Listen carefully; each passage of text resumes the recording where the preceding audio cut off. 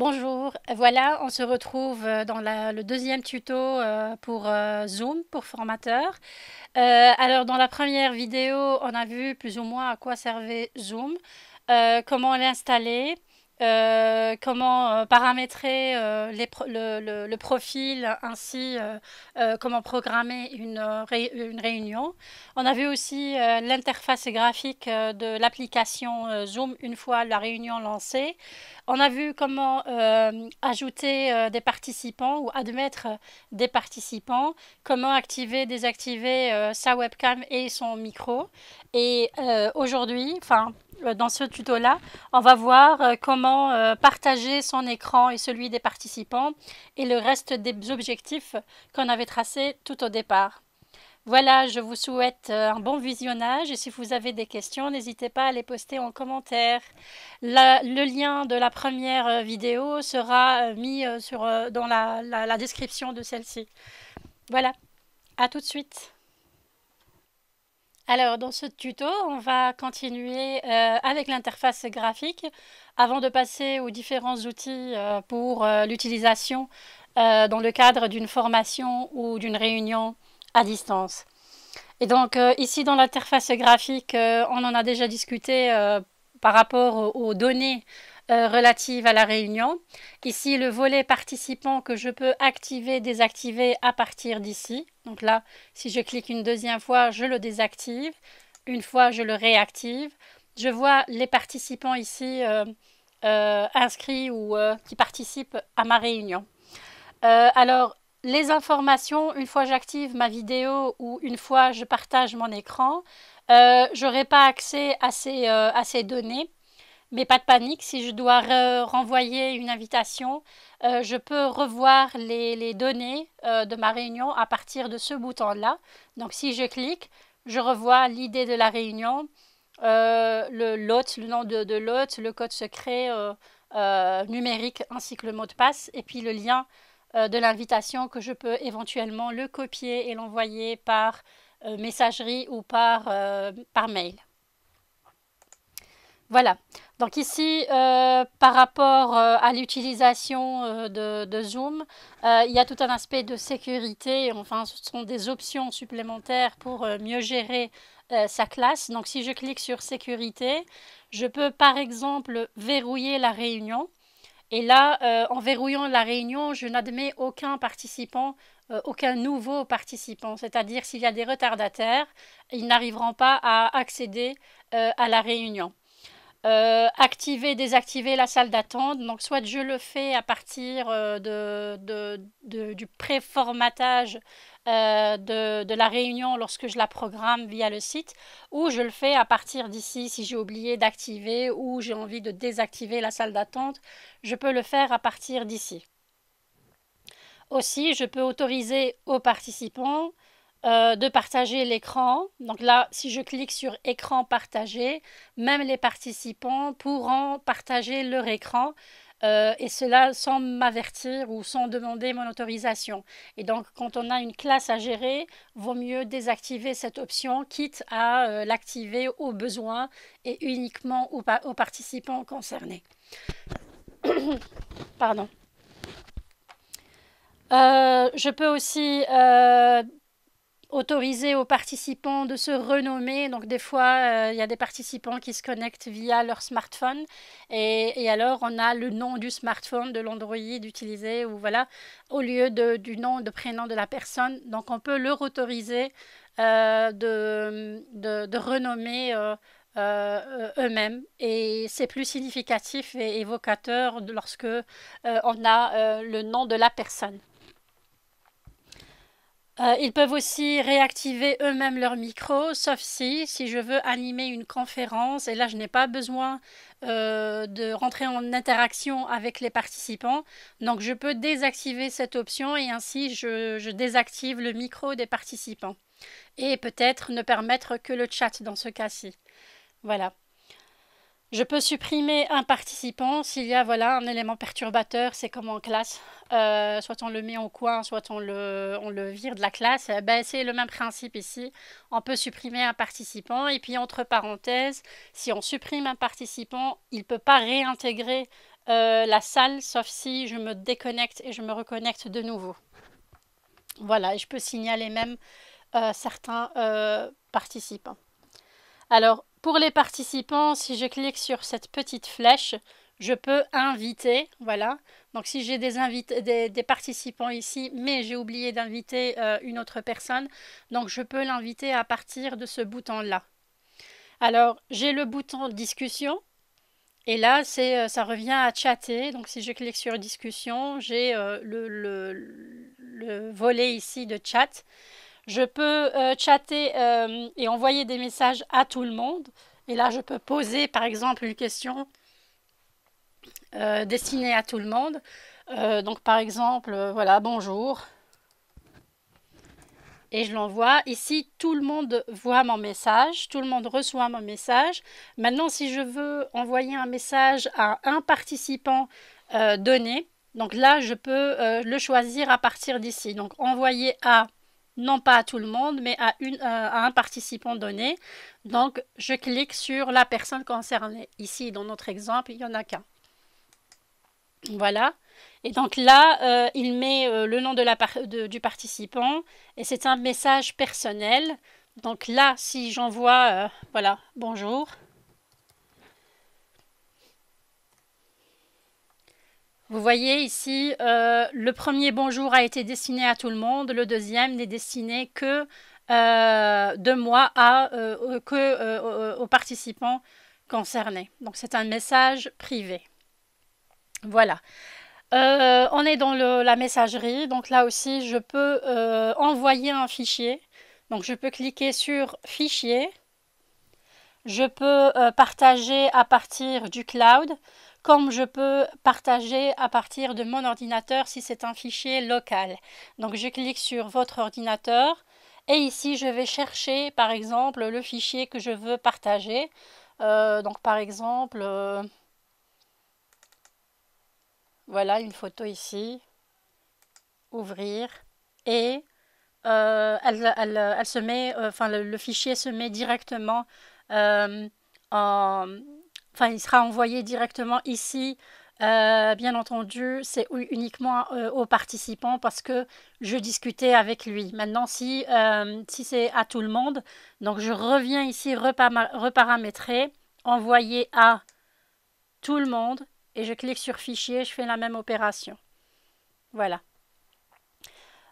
Donc vous voyez bien aussi que la palette d'outils ici, elle s'affiche et elle est masquée, enfin elle est intuitive, c'est-à-dire au besoin elle s'affiche, donc pas de panique si je suis comme ça et je ne vois pas la palette d'outils, je n'ai qu'à pointer mon pointeur et elle réapparaît. Aussi, je peux enregistrer ma réunion. Donc, si je clique sur enregistrer, là, il y a un petit recorder. Donc, il commence à enregistrer. Et à la fin, quand je termine ma réunion, il génère une vidéo MP4. Voilà. Alors, je peux bien sûr suspendre ou arrêter l'enregistrement à n'importe quel moment.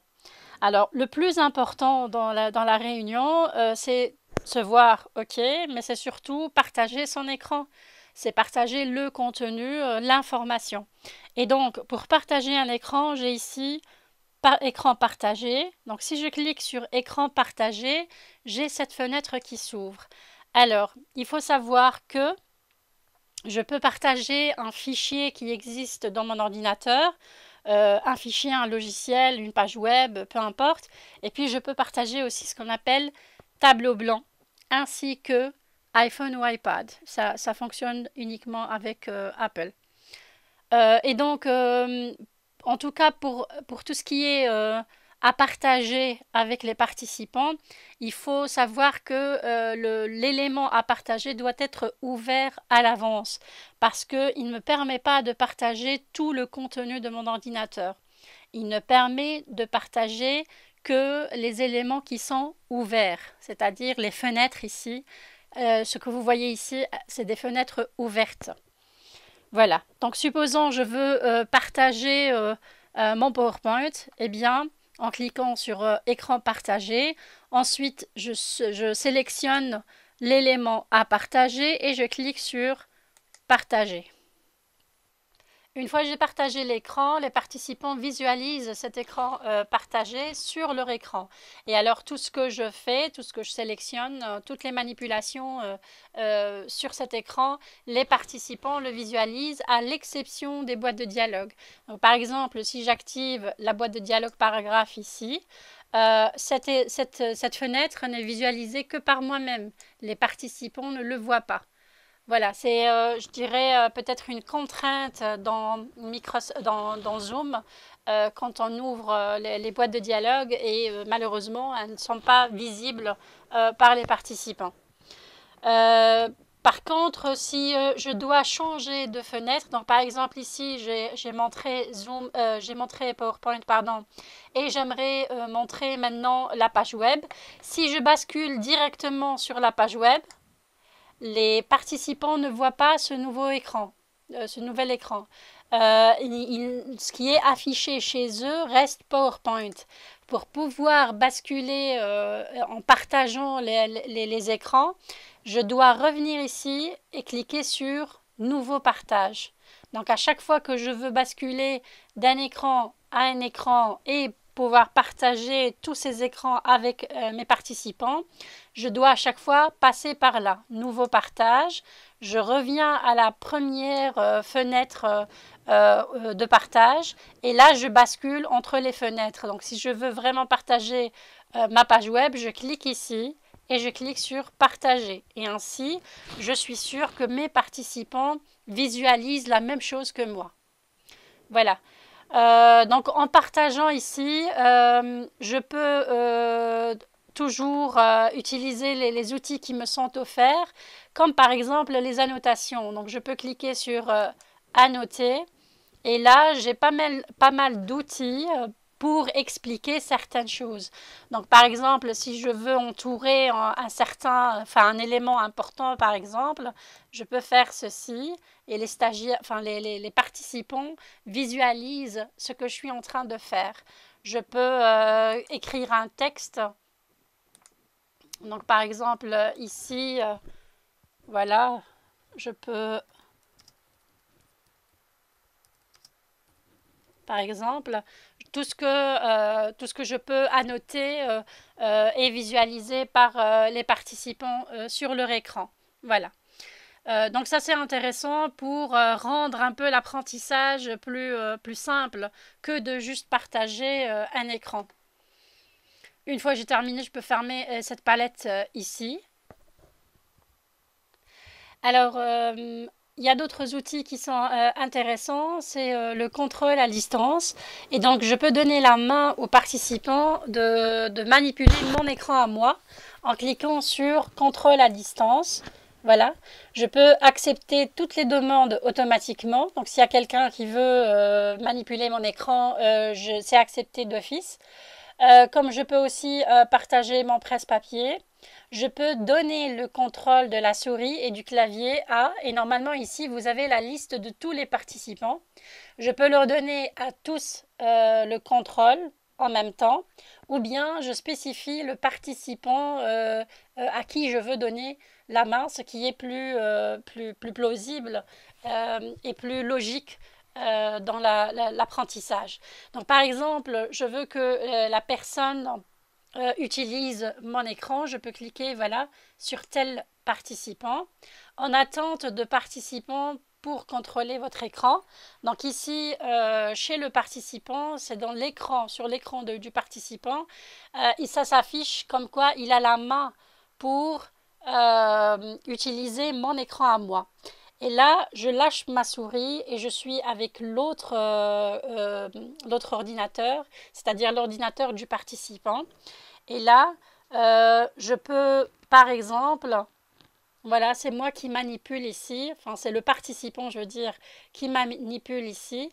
Donc c'est lui qui a accès à mon écran à distance parce que je lui ai donné l'autorisation de contrôler mon écran à moi. Alors, ce qui est rassurant, c'est qu'il ne peut manipuler que l'écran partagé. Il ne peut pas manipuler mon ordinateur ou avoir accès à mes données.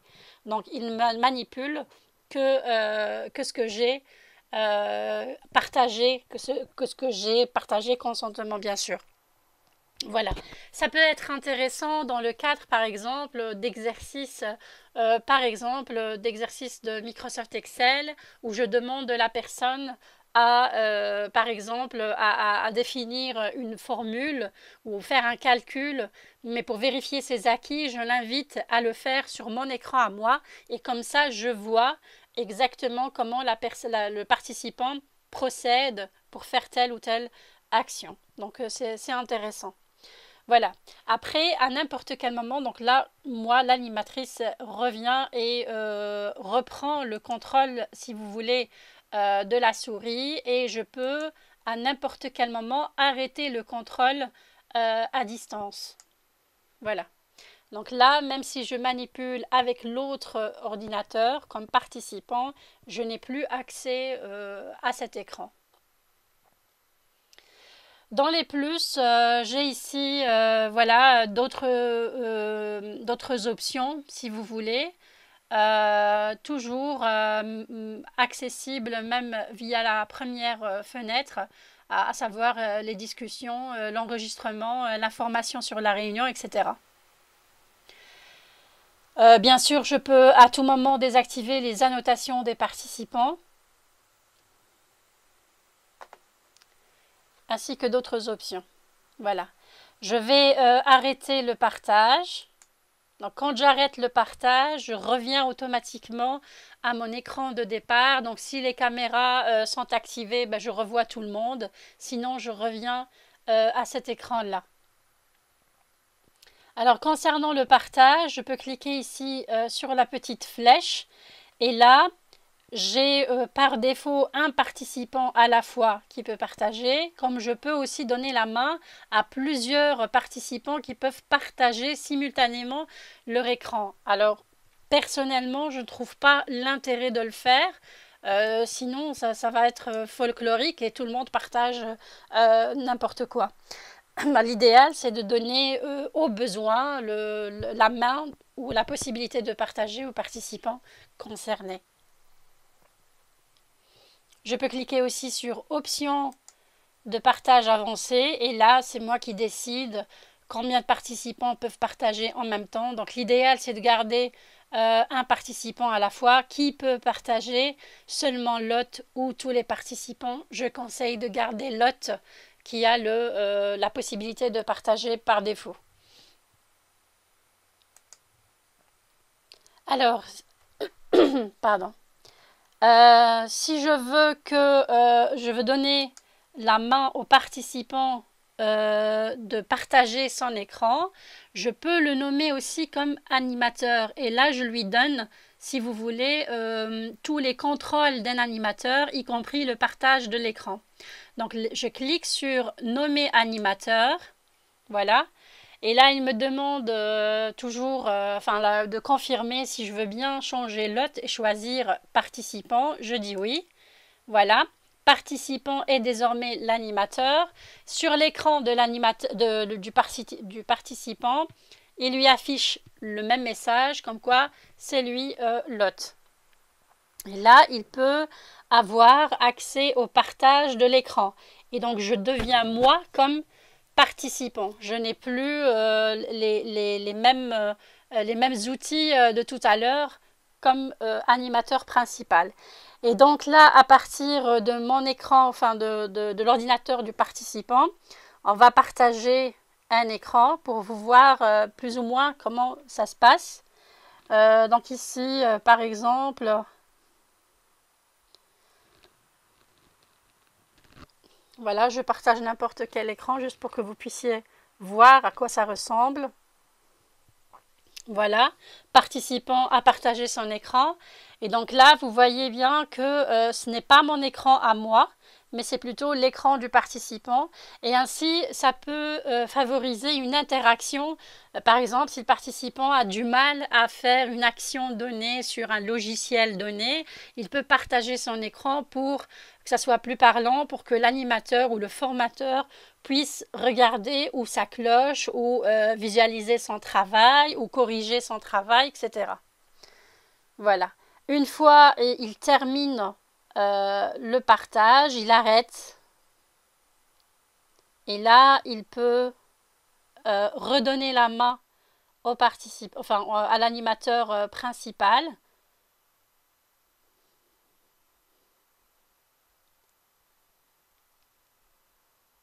Voilà. Et sur mon écran, vous êtes désormais l'animateur. Donc, je reprends la main.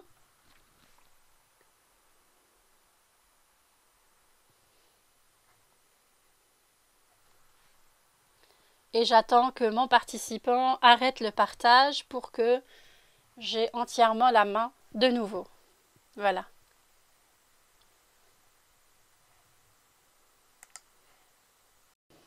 Alors toujours dans le partage, on a vu comment partager les fenêtres ouvertes dans mon ordinateur, mais cette fois-ci on va voir comment partager un tableau blanc. Alors je peux cliquer sur tableau blanc, partager, et voilà, j'ai un tableau blanc comme le nom l'indique, et je peux voilà, dessiner plein de choses. Écrire du texte par exemple. Donc c'est un vrai tableau blanc. Comme je peux aussi donner la main aux autres de participer et de continuer, si vous voulez, la construction de, par exemple, un mind mapping, une charte, une structure donnée. C'est plus interactif et ça implique les participants à être présents et être aussi, ils construisent le cours. Donc moi je trouve que c'est très ludique le tableau blanc. Bien sûr, il faut donner un sens à ce qu'on fait. Donc si c'est un simple cours où je dois juste donner de l'information, c'est moins utile. Par contre, tout ce qui favorise la dynamique de groupe et l'implication des participants, c'est très intéressant d'utiliser le tableau blanc. Donc là, vous avez tous des outils à utiliser. Et bien entendu, je peux donner le contrôle à distance aux autres. Donc, contrôle à distance, soit participant par participant et chacun va ramener sa petite pierre pour construire, ou bien je donne le contrôle à tout le monde.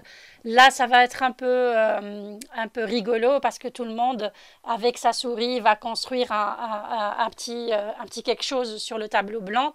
Mais des fois, ça peut bugger parce qu'on voit que la souris n'est pas très stable. Donc l'idéal, c'est de donner la main participant par participant et chacun va apporter un petit plus à la construction de ce qu'on veut construire en fait. Voilà. Alors un dernier truc avant la fin, juste pour le fun. Ici, pour la webcam, on peut activer la webcam, comme on peut aussi choisir, si vous voulez, un arrière-plan plus rigolo. Donc ici, au niveau des paramètres de la webcam, je peux choisir un fond virtuel. Donc je clique ici et je peux choisir soit une photo,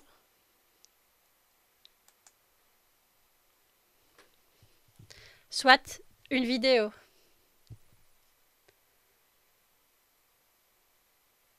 Voilà. Donc je peux changer mon arrière-plan, à condition que l'arrière-plan à la base, il faut que ça soit uni. C'est-à-dire si j'ai des objets, une bibliothèque où le fond n'est pas uni, on risque d'avoir des couleurs un peu bizarres et même l'image n'est pas nette. Et alors je peux choisir une autre photo comme ça, ainsi que vidéo. Donc soit celle-ci ou celle-là. Voilà, ça fait rêver. En activant les paramètres de la vidéo, j'ai aussi activé les paramètres de tout mon compte Zoom. Et là, je peux revoir général, toutes les options. Je peux aussi, voir la vidéo, on l'a déjà vu, reparamétrer audio et aussi vérifier si mon haut-parleur est bien installé, bien configuré. D'accord. Écran partagé, là aussi, c'est des petites options.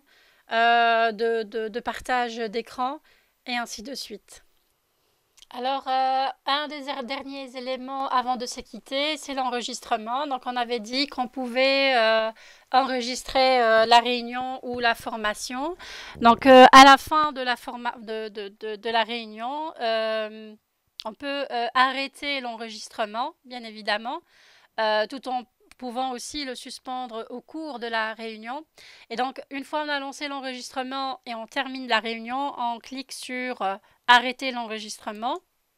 Voilà, l'enregistrement de la réunion est arrêté. Il ne sera reconverti en AP4 que lorsque je quitte la formation ou la réunion. Donc, une fois que j'ai terminé ma réunion, je clique sur fin, mettre fin à la réunion pour tous. Voilà. Et là, il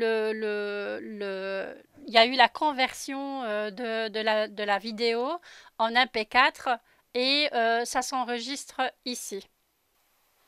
Alors, la vidéo s'enregistre dans le dossier Zoom. Elle est de format MP4, on le voit ici avec les caractéristiques. Et ainsi, on peut diffuser cette vidéo sur les différentes plateformes en ligne ou l'envoyer par mail si le volume le permet bien entendu, ou le partager via cloud. On peut en faire tout ce qu'on peut faire avec une vidéo. Voilà, ça sera le mot de la fin. J'espère que ces deux tutos vous ont permis enfin, je vous ai simplifié l'utilisation de Zoom autant que formateur. C'est un chouette outil gratuit, en tout cas pour les formations et les réunions à distance. Maintenant, il est clair que la version payante doit être plus agréable et donnant plus d'options pour gérer les classes. Les prochains tutos seront pour les participants et en fait c'est juste pour leur montrer comment y accéder sans se connecter et comment prendre et reprendre la main, le partage des écrans et la manipulation des écrans des autres. Voilà. N'hésitez pas à donner vos remarques, suggestions et questions en commentaire.